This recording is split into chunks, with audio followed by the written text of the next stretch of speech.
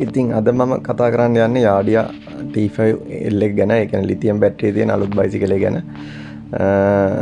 මේක අලුතෙන් අඳුන්ලා දුන්න බයිසිකලේ යාඩියා අබාන්ස් ඉතින්. ඉතින් මේක අර ගොඩාක් දුරට බැටරි ප්‍රශ්නේ පොඩ්ඩක් අඩු වෙලා තියෙන පොඩ්ඩක් නේ හොඳටම අඩු වෙලා තියෙනවා. මොකද මේ ලිතියම් බැටරිය සවුත් වෙන්නේ නැහැ. සාමාන්‍ය සයිකල් 3000ක් විතර charge කරන්න පුළුවන් අපිට.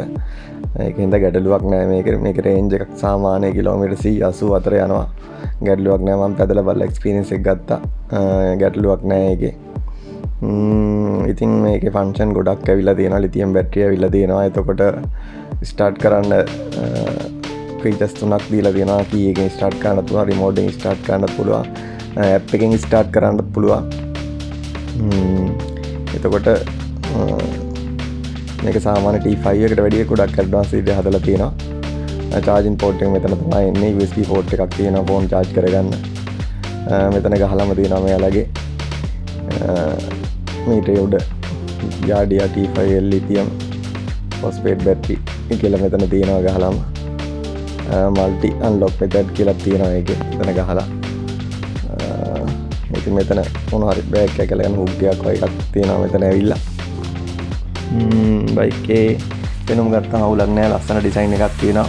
වටේට මේකේ ක්‍රෑෂ් බාර් එකක් ඇවිල්ලා තියෙනවා. මොකද මේකේ ආරක්ෂාවට කොහරි වැදුණු ක්‍රෑෂ් බාර් එක තමයි වදින්නේ. ඒකෙන් හින්දා ගැටලුවක් නැහැ මේක. LED headlight තමයි ඇවිල්ලා තියෙන්නේ. on light ඇවිල්ලා නැහැ මොනවත්. ඒතකොට යාඩියා logo එක ඉස්සරහින් තියෙනවා. ඒකත් light එකක් විදිහට indicate කරනවා. මෙතන remote key එක long press එකක් දුන්නාම මෙන්න මේ විදිහට බයික් එක on වෙනවා.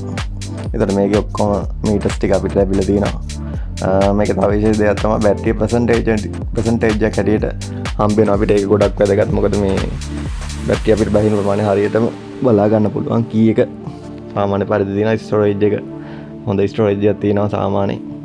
මේක තමයි පවර් පැක් එක. මේක charge කරන්න එන වොට් 72යි ඇම්පියර් 6ක 7ක charger එකක් තමයි තියෙන්නේ.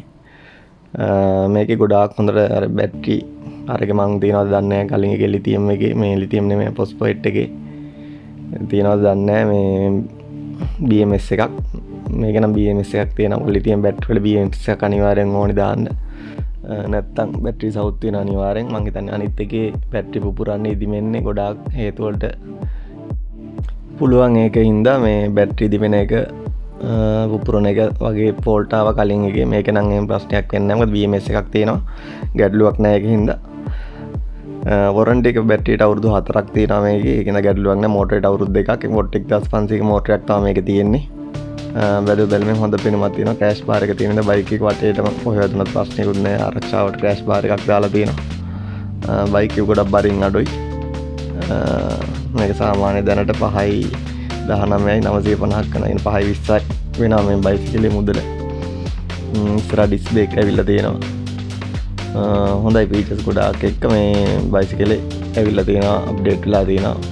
මම හිතන්නේ මේක ලිතියම් එකට වැඩිය ලිතියම් මේ ග්‍රැනයිට් බැටරි තියෙන එකට යනවට වැඩිය ලිතියම් එකට යන එක ගොඩාක් වාසිදායක වෙනවා. මොකද බැටරි ප්‍රශ්නේ මග අරගන්න පුළුවන් ඔයාලට.